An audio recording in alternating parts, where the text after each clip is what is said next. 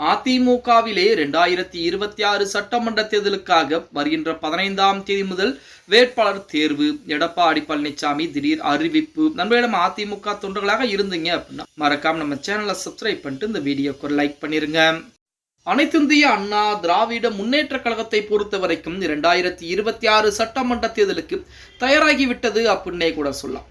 அதுலயும் குறிப்பாக எடப்பாடி பழனிசாமி அவர்கள் அதற்குரிய வேலைப்பாடுகளை மிக தீவிரப்படுத்தி இருக்கிறார். சமீபத்தில் தான் அதிமுகவுடைய பொதுக்குழு செயற்குழு கூட்டம் என்பது வெற்றிகரமாக நடத்தப்பட்டு 16 தீர்மானம் நிறைவேற்றப்பட்டு அடுத்து பொதுக்குழு முடிந்த அடுத்த மறுநாளே பார்த்தீங்கன்னா அதிமுக தலைமையின் சார்பாக அதிரடியான அறிவிப்புகள் கொடுக்கப்படுகிறது.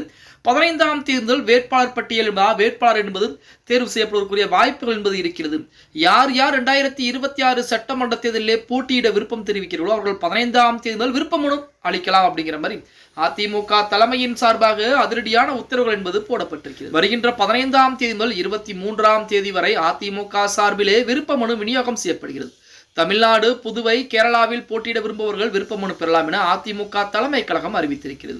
இது தொடர்பாக அதிமுக பொதுச் செயலாளர் இருக்கக்கூடிய நமது அண்ணன் எடப்பாடி பழனிசாமி வெளியிட்ட அறிவிப்பிலே கூறப்பட்டிருப்பதாவது, தமிழ்நாடு சட்டமன்ற பொதுத் தேர்தல், புதுச்சேரி மற்றும் கேரளா மாநில சட்டமன்ற பொதுத் தேர்தல்கள் விரைவில் நடைபெற இருக்கிறது. அதை முன்னிட்டு அனைத்திந்திய அண்ணா திராவிட முன்னேற்ற கழகத்தின் சார்பாக வேட்பாளர்களாக போட்டியிட விரும்புகின்ற கழக உடன்பிறப்புகள் தலைமை கழகத்தில் வருகின்ற 15/12/2025 திங்கட்கிழமை முதல் 23/12/2025 செவ்வாய்க்கிழமை வரை தினமும் காலை 10 மணி முதல் மாலை 5 மணி வரையிலும் முதல் நாளான 15ஆம் தேதி அன்று நண்பகல் 12 மணி முதல் அதற்கான படிவங்களை பெற்று அதில் கேட்கப்பட்டுள்ள அனைத்து விவரங்களையும் தெளிவாக பூர்த்தி செய்து மேற்கண்ட காலத்திற்குள் தலைமை கழகத்தில் வழங்கலாம் என்பதை தெரிவித்துக் கொள்கிறேன் என எடப்பாடி பழனிசாமி அதிரடியான அறிவிப்பை கொடுத்திருக்கிறார். இப்ப மற்ற புதுச்சேரி ஆகட்டும், கேரளா ஆகட்டும் அடுத்த கட்ட பிரச்சனை. தமிழகத்தை பொறுத்த வரைக்கும் 2026 சட்டமன்ற தேர்தலிலே அதிமுக 210 தொகுதிகளில் வெற்றி பெற வேண்டும் என இலக்கு நிர்ணயம் செய்யப்பட்டிருக்கிறது.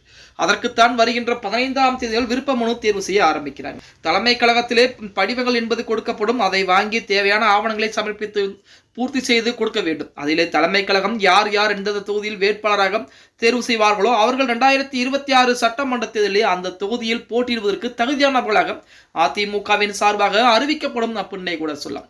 எது எப்படி இருந்தாலும் 2026 சட்டமன்ற தேர்தலில் அதிமுகவை பொறுத்த வரைக்கும் கண்டிப்பாக 210 தொகுதியில் வெற்றியாக வேண்டும் என தீர்மானம் நிறைவேற்றப்பட்டிருக்கிறது. அதற்குரிய வேலைப்பாடுகளையும் அதிமுக இருக்கக்கூடிய அனைவருமே பார்த்து கொண்டுதான் இருக்கிறார்கள். திமுகவை பற்றி எந்த ஒரு செய்தியும் வெளிவராது. இப்ப காங்கிரஸ் திமுக கூட்டணிக்குள்ளே தொகுதி பங்கீடிலே மிகப்பெரிய பிரச்சனை என்பது போய்கொண்டிருக்கிறது. வெளியே யாருக்குமே தெரியாது.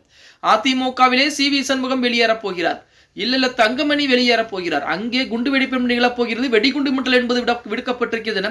இந்த மாதிரி தகவல்கள் தான் தினம் தினம் வெளியாகிக் கொண்டே இருக்கும் அப்படின்னே கூட சொல்லலாம். ஓகே கைஸ், வீடியோ பிடிச்சிருந்தா மறக்காம லைக் பண்ணிருங்க. அப்படி இந்த வீடியோ நான் போடக்கூடிய வீடியோ உங்களுக்கு பிடிச்சிருந்துச்சுன்னா நம்மளுடைய வீடியோக்குடைய உங்களுக்கு கருத்துக்களை கீழே மறக்காம பதிவு நண்பா.